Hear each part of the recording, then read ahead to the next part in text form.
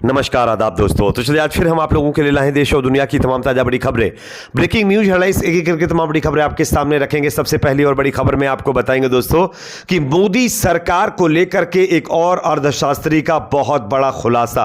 अगर मोदी सरकार फिर एक बार सत्ता में वापसी करती है तो देश के अंदर दोबारा चुनाव नहीं होंगे, मोदी सरकार चुनाव प्रक्रिया खत्म कर देगी, ये दावा करते हुए एक अर्थशास्त्री ने बड़ा खुलासा किया है। आगे इसके बारे में पूरी जानकारी आपको देंगे। साथ ही साथ अगली बड़ी खबर में आपको बताएंगे दोस्तों लोकसभा चुनाव से पहले बीजेपी को बड़ा झटका। खबर आ रही है पंजाब से, जहां पर किसान संघों ने अब भारतीय जनता पार्टी का हुक्का पानी बंद कर दिया है। गांव में घुसने के लिए अब पाबंदी लगा दी है। किस तरीके से, इसकी भी जानकारी आपको देंगे। साथ ही साथ अगली बड़ी खबर में आपको बताएंगे दोस्तों कि देश के प्रधानमंत्री नरेंद्र मोदी का एक बहुत बड़ा बयान, गरीबी दूर करने को लेकर के मोदी जी ने एक और देशवासियों से वादा किया है। क्या कहा, इनके बयान को भी सुनाएंगे। साथ ही साथ अगली बड़ी खबर में आपको बताएंगे दोस्तों कि केंद्र सरकार ने आरएसएस को लेकर के एक और बड़ा कदम उठाया है, जिसके चलते अब केंद्र की सरकार की जो है किरकिरी और भी ज्यादा होने लगी है। किस तरीके से, क्या कदम है, इस पर भी जानकारी देंगे। साथ ही साथ अगली बड़ी खबर में आपको बताएंगे दोस्तों कि गाजा के अंदर सीज फायर को लेकर के नेतन्याहू जो इजराइल के पीएम हैं उनकी तरफ से अब बड़ा बयान आया है। नेतन्याहू ने क्या कहा है, इनके बयान को भी सुनाएंगे। साथ ही साथ अगली बड़ी खबर में आपको बताएंगे दोस्तों कि गाजा की मदद के लिए अब इराक का बहुत बड़ा ऐलान। इराक ने अपनी तरफ से एक बड़ा ऐलान किया है गाजा के लोगों की मदद के लिए। क्या ऐलान है, इसकी भी जानकारी देंगे। साथ ही साथ अगली बड़ी खबर में आपको बताएंगे दोस्तों कि इजराइल ने अब भारत के अंदर अपनी एम्बेसी को क्लोज कर दिया है। इसके पीछे की जो वजह बताई है चौंकाने वाली है। आगे इसकी भी जानकारी देंगे। उससे पहले एक छोटी सी रिक्वेस्ट आपसे करेंगे दोस्तों, आपको क्या लगता है हमारे देश के अंदर जिस तरीके से लगातार बड़े बड़े खुलासे हो रहे, करप्शन के मामले सामने आ रहे हैं, इसमें कौन जिम्मेदार है? क्या मोदी सरकार जिम्मेदार है या विपक्ष? कमेंट सेक्शन में अपना फीडबैक जरूर दीजिए। वीडियो को ज़्यादा से ज़्यादा लाइक करिए, शेयर करिए, चैनल पर नए हैं तो सब्सक्राइब जरूर कर लीजिए। बात करेंगे पहली खबर की। जैसा कि आप जानते हैं दोस्तों कि देश में मोदी सरकार के ऊपर तमाम मामलों में अड़चन डालने का आरोप लग रहा है, लेकिन इसी बीच एक और अर्थशास्त्री के खुलासे ने पूरे देश को चौंका दिया है। खबर देखिए, अर्थशास्त्री परकला प्रभाकर जो कि निर्मला सीतारमण के पति हैं, उन्होंने दावा किया है कि अगर बीजेपी को इस साल हो रहे लोकसभा चुनाव में जीत मिलती है तो देश में दोबारा चुनाव नहीं होंगे। केंद्रीय वित्त मंत्री निर्मला सीतारमण के पति परकला का यह बयान सोशल मीडिया पर तेजी से वायरल हो रहा है। खुद देश की प्रमुख विपक्षी पार्टी कांग्रेस ने परकला प्रभाकर के बयान का वीडियो सोशल मीडिया पर शेयर किया है। उन्होंने यहां तक दावा किया है कि मणिपुर जैसी स्थिति पूरे देश में हो सकती है अगर मोदी सरकार दोबारा सत्ता में वापसी करती है तो। यह अपने आप में एक बहुत बड़ा और चौंकाने वाला खुलासा यहाँ पर देखने को मिला है दोस्तों, क्योंकि आप सब जानते होंगे मोदी सरकार के ऊपर पहले ही संविधान में छेड़छाड़ करने का आरोप लग रहा है और तमाम बीजेपी के नेताओं ने कई मंचों से ये कहा है कि अगर वो सत्ता में वापसी करते हैं तो वो संविधान में बदलाव करेंगे और नई चीज़ें ऐड करेंगे। और इसी के जरिए पहले ही सवाल खड़े हो रहे थे। और अब एक और अर्थशास्त्री का ये कहना कि मोदी सरकार अगर सत्ता में फिर वापसी करती है तो देश के अंदर जो चुनाव होते हैं वो बंद करवा दिए जाएंगे। खैर, अगली खबर की बात करेंगे जो कि सामने यहाँ पर आ रही है। अब लोकसभा चुनाव 2024 के मद्देनज़र बीजेपी की उल्टी गिनती शुरू हो गई है। किसानों ने पंजाब के अंदर बीजेपी के नेताओं को अपने अपने गांव में घुसने पर पाबंदी लगा दी है। आप इस खबर को देखिए। किसान संघों का बहुत बड़ा ऐलान।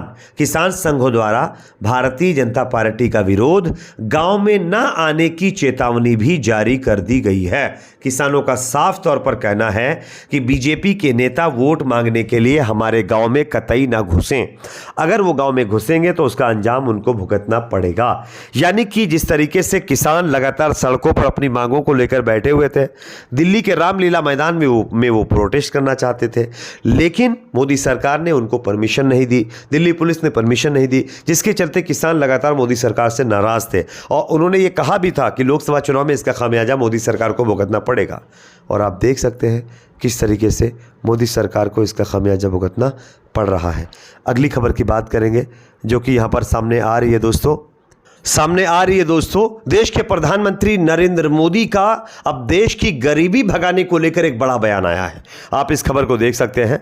पीएम मोदी ने अपनी एक रैली में कहा है कि जब तक गरीबी दूर नहीं कर लूंगा चैन से नहीं सोऊंगा। 10 सालों में 25 करोड़ लोग गरीबी रेखा से बाहर आए हैं। यह देश के प्रधानमंत्री नरेंद्र मोदी जी का कहना है। यानी कि उन्होंने एक बार फिर चुनाव से पहले एक चुनावी लॉलीपॉप जनता को दिखाने की कोशिश की है और यह बताने की कोशिश की है कि भाई हमको चुनाव जितवा दीजिए, हम देश की गरीबी को खत्म करेंगे और जो है कई काम करेंगे। और आप देख सकते हैं दोस्तों कि कई महीनों से कई रिपोर्टें सामने आ रही हैं जिसमें साफ तौर पर पता चल रहा है कि जो शख्स गरीब था वो और गरीब होता जा रहा है, जो अमीर था वो और अमीर होता जा रहा है। इस तरीके की सिचुएशन है। गरीबी दूर कैसे हो गई? महंगाई कम की जाए, बेरोजगारी कम की जाए, भ्रष्टाचार कम किया जाए। लेकिन इन तीनों मामलों में मोदी सरकार अब तक फेल नजर आई है।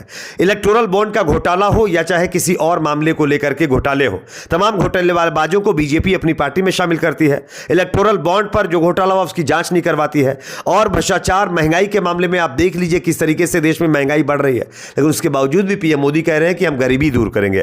क्या इसी तरीके से गरीबी दूर होगी? खैर, इस पर आप लोगों की अपनी क्या राय है कमेंट सेक्शन में जरूर बताइएगा। अगली खबर जो कि सामने आ रही है, केंद्र की मोदी सरकार ने आरएसएस को 62% नए सैनिक स्कूल दे दिए और बीजेपी नेताओं को भी। मैं आपको खबर दिखा रहा हूं, आप देख सकते हैं। केंद्र सरकार ने 62% नए सैनिक स्कूल संघ परिवार या बीजेपी नेताओं और राजनीतिक सहयोगियों को सौंप दिए हैं। यह नई रिपोर्ट आई है दोस्तों। इससे पहले आप जानते होंगे अडानी अंबानी को किस तरीके से देश की धरोहरों को सौंपा जा रहा था, उस पर भी बवाल हुआ। लेकिन अब जो सैनिक स्कूल्स हैं वो संघ से जुड़े हुए लोगों को, बीजेपी से ही जुड़े हुए लोगों को सौंपे जा रहे हैं। इसको लेकर के एक और नया मामला सामने आया है। अगली खबर की बात करेंगे जो कि सामने आ रही, गाजा में सीजफायर को लेकर के इजराइल के पीएम बेंजामिन नेतन्याहू का बड़ा बयान आया। उन्होंने कहा है कि जब तक बंधकों को रिहा नहीं किया जाता तब तक सीजफायर के लिए कोई भी कदम हम आगे नहीं बढ़ाएंगे। हमारे जो बंधक हैं उनको अगर हमास छोड़ देगा तो हम सीजफायर कर लेंगे, ये नेतन्याहू का कहना है। अगली खबर जो कि सामने आ रही है दोस्तों, यहां पर इराक ने अब गाजा के लोगों की मदद के लिए एक बड़ा ऐलान किया है। आप खबर देख सकते हैं। इराक ने 10 मिलियन लीटर जो फ्यूल है वो गाजा भेजने का ऐलान कर दिया है। ये 10 मिलियन लीटर जो फ्यूल है वो गाजा जाएगा, जिससे वहां की जो चीज़ें हैं वो सही होंगी, जो हॉस्पिटल्स वगैरह की मशीनें हैं वो भी चलेंगी। ऐसी मतलब जो है जानकारी सामने आ रही है। अगली खबर जो कि सामने आ रही है दोस्तों, यहाँ पर इजराइल ने अब भारत के अंदर अपना दूतावास बंद कर दिया है। ग्लोब आई न्यूज़ की खबर देखिए। इजराइल ने अपनी जो एम्बेसी है वो इंडिया के अंदर जो न्यू दिल्ली में थे उसको बंद कर दिया है। इसके पीछे की जो वजह है वो सिक्योरिटी रीजन बताया जा रहा है। हालांकि इसका एग्जैक्ट रीजन क्या है ये तो नेतन्याहू या उनकी सरकार ही जाने, लेकिन जो मीडिया सूत्रों से जानकारी वो ये है कि सिक्योरिटी रीजन बता करके नेतन्याहू और उनकी सरकार ने भारत के अंदर जो दिल्ली में उनका एम्बेसी था उसको बंद कर दिया है। इस पर आपकी क्या राय कमेंट सेक्शन में बताइए। वीडियो को लाइक शेयर, चैनल को सब्सक्राइब जरूर करें।